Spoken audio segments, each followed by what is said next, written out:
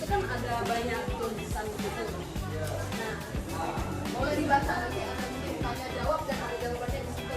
Oke, aku mau jelasin dulu ya. Kalau kata lama itu undang-undang pidana peninggalan kolonial Belanda, atau biasa disebut Verstrafrecht. Terus ini berlaku di Indonesia dari 1 Januari 1918. Tapi akan digantikan dengan KUHP baru atau Undang-Undang Nomor 1 Tahun 2012 yang akan berlaku di tanggal 2 Januari 2026. Jadi kan bakal ganti KUHP di tahun baru nanti. Di sini kakak akan menjelaskan apa itu tujuan pemidanaan dalam KUHP lama atau Verstrafrecht dan KUHP baru yaitu Undang-Undang Nomor 1 Tahun 2023. Nah, jadi ini ada perbedaan dari pidana di KUHP lama sama KUHP baru. Nah, perbedaannya itu ada jenis sanksi dari Oke, selanjutnya ada satu hukum pidana. Di hukum pidana KUHP lama sama KUHP baru itu beda banget ya. KUHP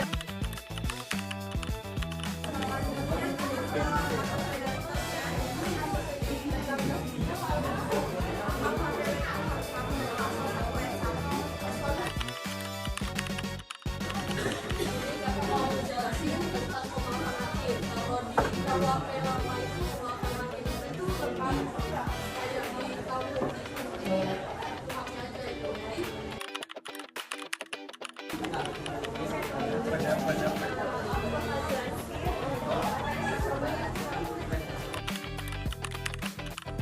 Penjara itu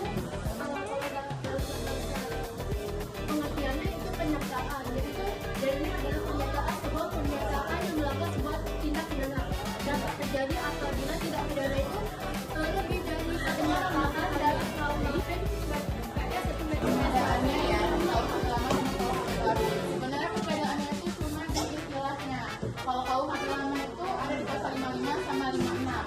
Kalau di KUHP baru itu ada di pasal 20 dan 21. Kalau perbedaannya itu sebenarnya cuma di terminologinya atau istilahnya. Kalau KUHP lama itu lebih ke bahasa Belanda dan istilah Belanda.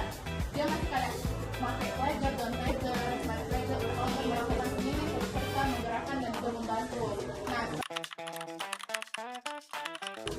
Jadi samologi adalah perbarengan. Nah, dari ketika seseorang melakukan satu tindak pidana atau beberapa tindak pidana, tapi dia menunjukkan lebih dari 2 pasal. Tindak pidana ini bisa terjadi di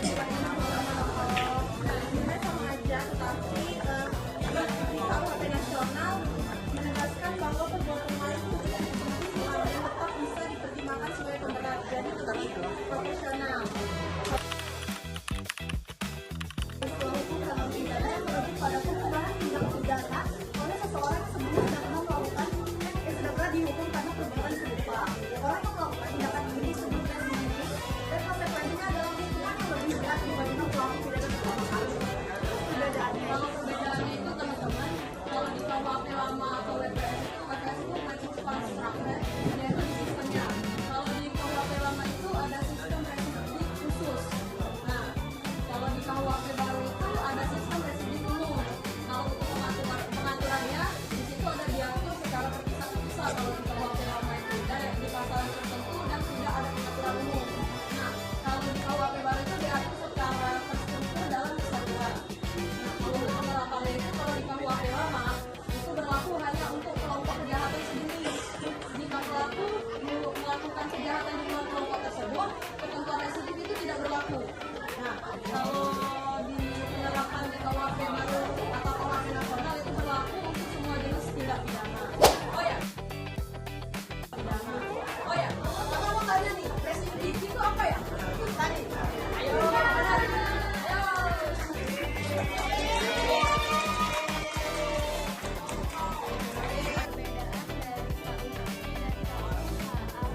kalau KUHP itu tuh lebih ke aturan ini. Kalau KUHP ini, ya kakak jelasin ya.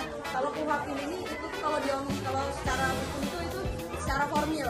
Nah kalau hukum formil itu lebih kayak lebih pengaturannya itu lebih kayak sanksinya itu gitu. KUHP. Kalau di KUHP itu tuh lebih kayak acaranya. Jadi dalam persidangannya itu aturan dari Jadi misal kalau ini ada pelaku nih, pelaku ini nih harus dibawa dulu ke, misal ini tipikor, tindak pidana korupsi.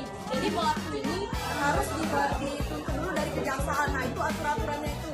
Jadi berapa hari dia itu sidang,